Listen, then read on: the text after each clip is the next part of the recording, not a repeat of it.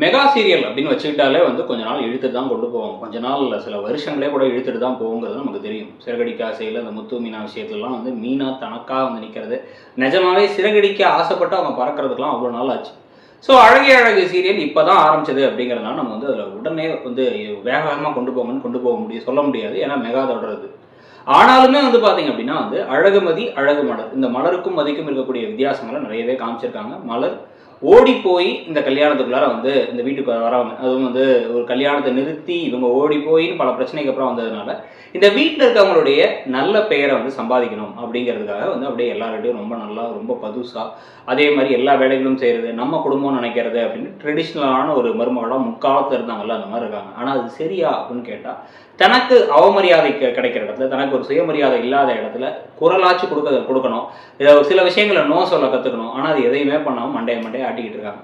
மதியனா உள்ளார வந்ததுக்கு அப்புறமா இப்படியும் நடந்துக்கலாமா அப்படிங்கிற மாதிரி யோசிக்கிற மாதிரி பல விஷயங்களை பண்ணும் பொழுது மலர் அதுல இருந்தாச்சும் கொஞ்சமாச்சும் கத்துக்கலாம். திருப்பி பாக்கியராஜ் மட்டும் தான் தூக்கி போட்டு அடிச்சுட்டு இருக்காங்க. பாக்கியராஜ் தான் பேசணுங்கிறது நியாயமான ஒண்ணு. ஏன்னா வந்து அவர் தான் அந்த வீட்டாள். ஆனா அவர் ஒன்றும் பேசுற மாதிரி தெரியல, அவருக்கு முதுகெலும்பே இருக்க மாதிரி தெரியல. பல நேரங்கள்ல பயங்கரமான டம்மி யாருன்னா அது பாக்கியராஜா தான் இருக்காரு. ஸோ அவர் டம்மியா இருக்கிற அதே நேரத்துல இப்போ வந்து மலராஜ் தனக்காக பேசுவாங்கன்னு பார்த்தா அதையும் பேசுவாங்க. மதி அவங்க வந்து மலர்கிட்ட நீங்க சுயமரியாதை இல்லாமல் இருக்கீங்கன்னு சொன்ன வார்த்தைக்கு கோச்சுக்கிட்டாங்களே தவிர அவங்களா இப்பயும் எதுவும் பண்றதில்லை. இப்போ வந்து பாத்தீங்கன்னா வந்து இந்த வீட்டில் எல்லா வேலையும் செஞ்சுக்கிட்டு இருக்காங்க. ஃபோனில் அவங்க அம்மாட்ட ஒரு 10 நிமிஷம் பேசினதுக்கு ஃபோன் பண்ணிக்கிட்டு பேசிக்கிட்டு இருக்கா ஜாலியாக, நான் போனதை கூட கவனிக்கல அப்படிங்கிறாங்க லக்ஷ்மி. அதுக்கப்புறம் அவங்க தம்பியை பற்றி மோசமாக பேசுகிறாங்க, அந்த குடும்பத்தை பற்றி மோசமாக பேசுகிறாங்க. மலரை வந்து ஒரு வேலையும் செய்கிறது இல்லைங்கிற மாதிரி நடத்துகிறாங்க. எல்லாத்துக்கும் பெர்மிஷன் கேட்கணுங்கிறாங்க. இவ்வளோ விஷயத்துக்குமே எதுவுமே பேசலைங்கிறது ஒரு பக்கம்னா, இன்னொரு பக்கம் மதிய வீட்டை விட்டே அனுப்பிட்டாங்க. குடும்பமே உடையிற மாதிரி ஸ்டேஜில் இருக்குது. அப்பயும் மலர் 2 தடவை அப்படின்னு பேசி நிறுத்திட்டாங்க. ஆக்சுவலாக அதுக்கு ரேவதி கூட ஸ்ட்ராங்காக நிறைய பேசுகிறாங்க. ஆனால் மலருடைய கேரக்டர் அந்தளவுக்கு டம்மி ஆகிட்டே போகுது.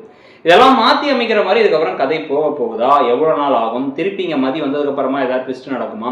முக்கியமாக மதிய வேலையை விட்டு நிறுத்திட்டாங்க அப்படின்னா அவங்க வீட்டில் இருந்து என்ன மாதிரி ஒரு முடிவு எடுக்க போகிறாங்க, எப்படி ஸ்ட்ராங்காக அதை எதிர்கொள்ள போகிறாங்கன்னு பல கேள்விகள் இருக்குது. ஆனால் இது எப்படியோ இந்த கதையில் 2 பேரும் முக்கியம், 2 பேரோட கணவர்களும் வச்சு தான் கதைன்னு கொண்டு போனால் கூட மக்களுக்கு ஃபேன் ஃபேவரட்டா ஈஸியாகவே வந்து பார்த்தீங்க அப்படின்னா மதியும் சுரேஷும் இருக்கிறாங்க. மோதல் காதல் அப்படிங்கிறதுக்காக ஒரு காரணம். இன்னொன்று 2 பேருடைய நடிப்பு, 2 பேருடைய கேரக்டர்ஸ் அப்படின்னு பல விஷயங்கள் இருக்குது. இத்தனைக்கும் மலரா நடிக்கிறவங்களுடைய நடிப்பு சூப்பராக இருக்குது.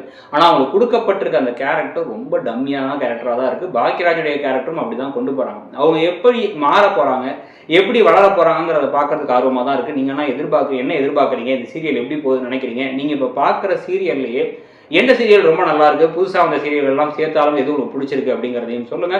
மகாநதி சீரியல் முடிஞ்சிருச்சு, அதை பற்றி உங்க கருத்தையும் சொல்லிட்டு அப்படியே மறக்காம இடம்பெறும் சேனலையும் சப்ஸ்கிரைப் பண்ணிக்கோங்க. தேங்க்யூ.